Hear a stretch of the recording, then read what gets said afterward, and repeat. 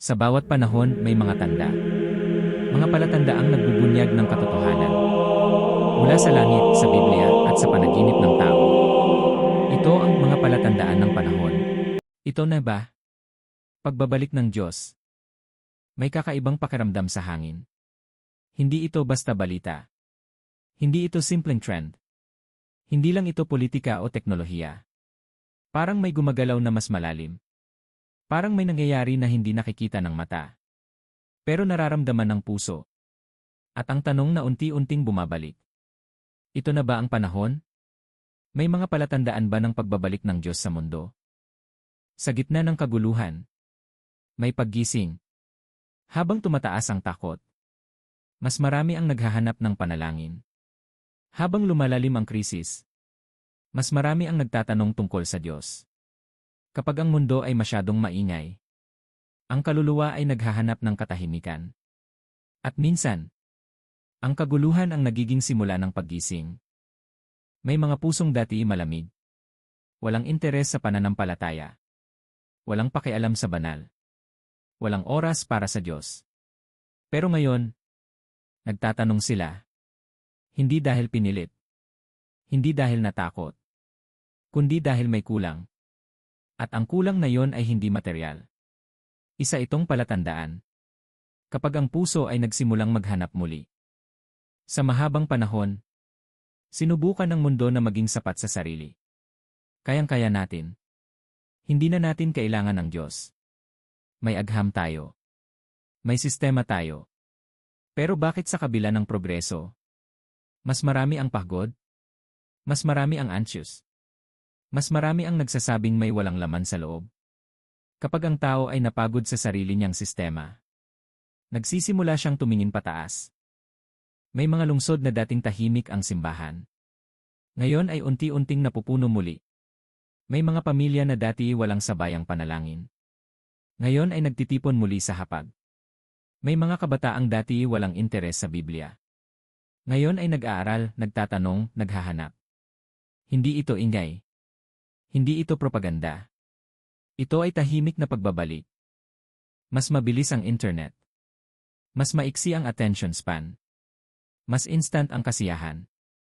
Pero mas marami rin ang nagsasabing, pagod na ako sa mababaw. Pagod sa pansamantalang aliw.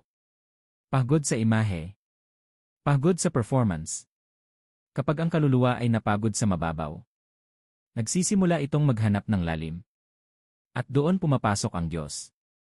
Hindi lahat ng palatandaan ay himala. Minsan, ito ay tanong. Bakit ako nandito? Ano ang layunin ko? Ano ang mangyayari kapag namatay ako?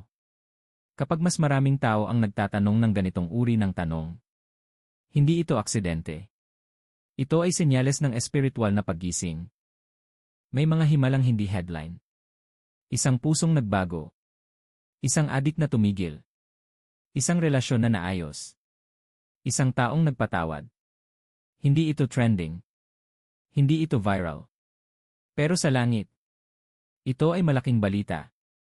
Kapag mas marami ang bumabalik sa kabutihan, may gumagalaw.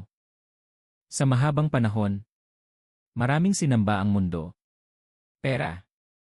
Kapangyarihan. Katawan. Status. Pero ngayon, mas malinaw ang pagkasira ng mga ito. Ang pera ay hindi nagbibigay ng kapayapaan. Ang kapangyarihan ay hindi nagbibigay ng kasiyahan. Ang imahe ay hindi nagbibigay ng tunay na identidad. Kapag bumabagsak ang mga Diyos-Diyosan, may puwang na nabubuo. At sa puwang na yon, maaaring bumalik ang Diyos. Sa gitna ng fake news, mas maraming naghahanap ng tunay. Sa gitna ng relativism, mas maraming nagtatanong kung may absolute truth. Kapag ang mundo ay nalilito sa katotohanan, ang paghahanap sa tunay ay tumitindi. At ang Diyos ay hindi natatakot sa paghahanap.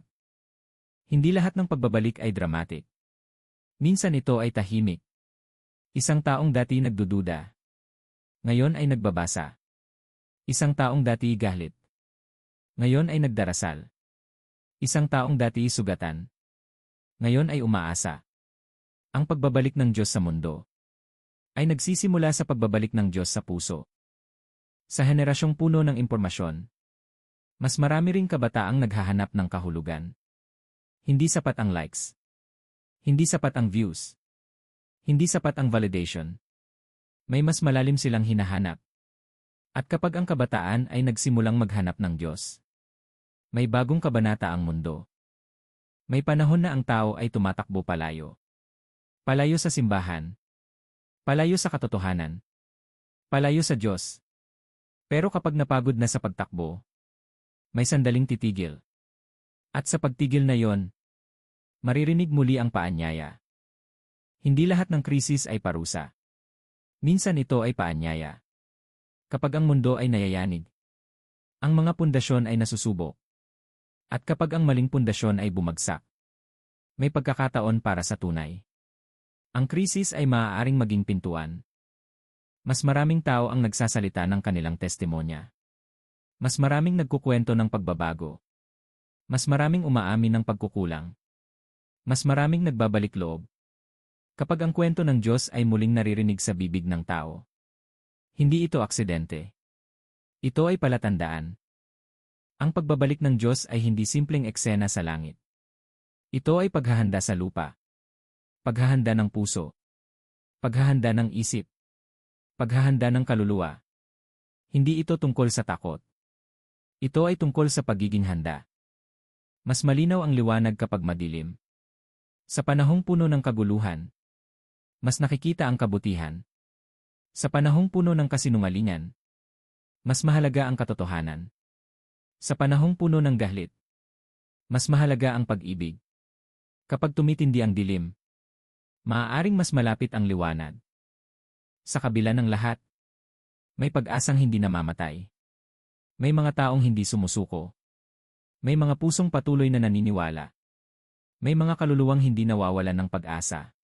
Kung ang Diyos ay tunay na bumabalik sa mundo, marahil ito ang unang palatandaan. Ang pag-asa na hindi kayang patayin ng takot.